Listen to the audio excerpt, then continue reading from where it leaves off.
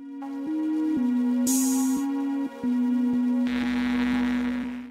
I'm Max Blumenthal, and we're here today at the Senate Hart Building on Capitol Hill, where the American Foreign Policy Council is hosting an event with 4 heads of parliament from Eastern Europe. One of those figures, Andrija Parubija, who is the Speaker of Ukraine's parliament, is the founder of 2 neo-Nazi parties, the Social National Party and Patriot of Ukraine.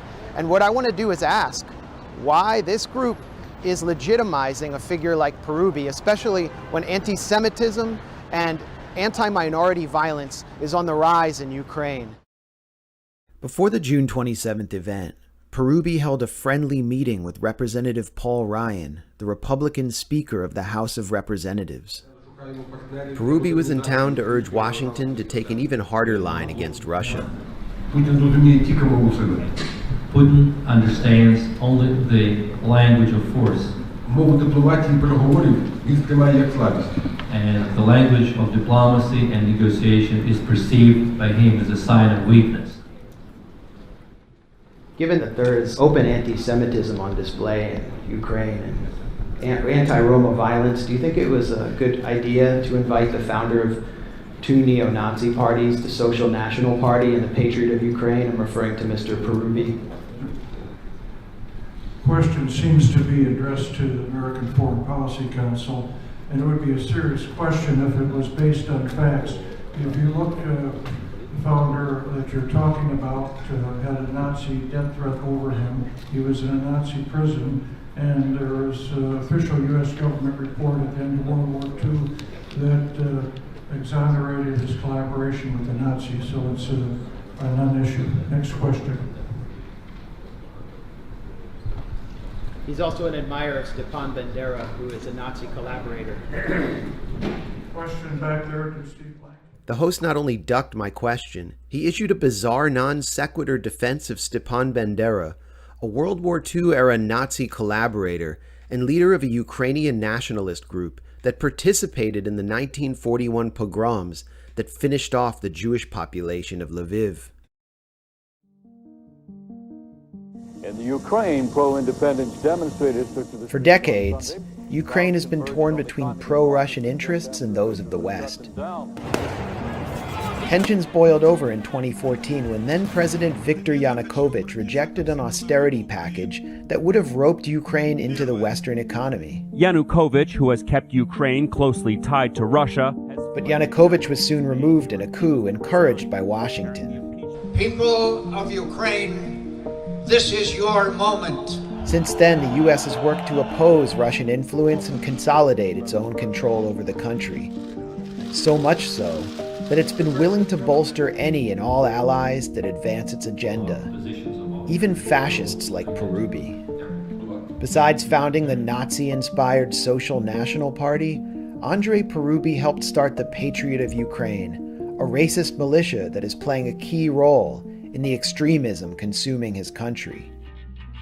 Here's a propaganda video posted to YouTube by neo-Nazis that shows Patriot of Ukraine members assaulting migrant workers.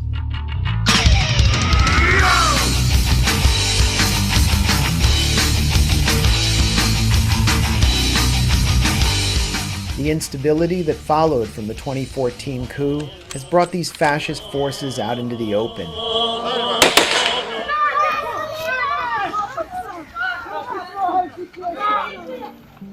The Roma don't give a damn about the local population who've been living here for 200 years. Fueled by decades of anti-Russian resentment, they're the vanguard of the fight against pro-Russian separatists in the East. And they're flexing their muscle in Kiev by deploying a so-called national militia. Following the Senate event, I spotted Michael Carpenter, a former State Department official who helped encourage the 2014 Maidan coup in Ukraine alongside his boss, then Vice President Joe Biden. Did you think it was a good idea to bring Parubija, who's founded 2 neo-Nazi parties, to the Senate, and for Paul Ryan to meet with him? Look, I think Andrija Parubija is a conservative nationalist who is also a patriot, cares about his country. I don't think he has any neo-Nazi inclinations nor background. I mean, a lot has been made of this. Frankly, I think it's mostly Russian propaganda. But it's not just the Russians who've reeled in horror at Parubi's far-right background. Eugene Robinson, a columnist for the Washington Post, described the party that Parubi founded as openly neo-fascist.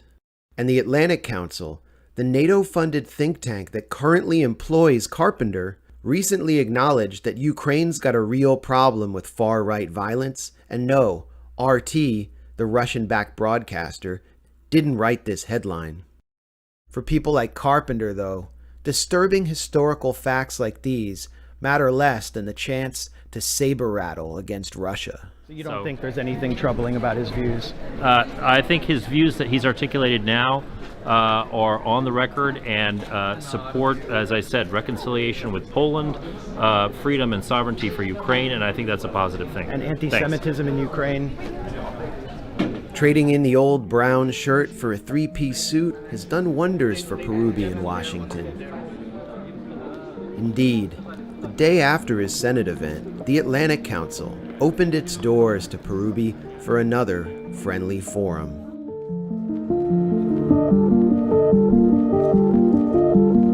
If you liked the video you just watched, and you want to see more original reporting challenging the bipartisan foreign policy consensus, consider supporting us at patreon.com/Grayzone.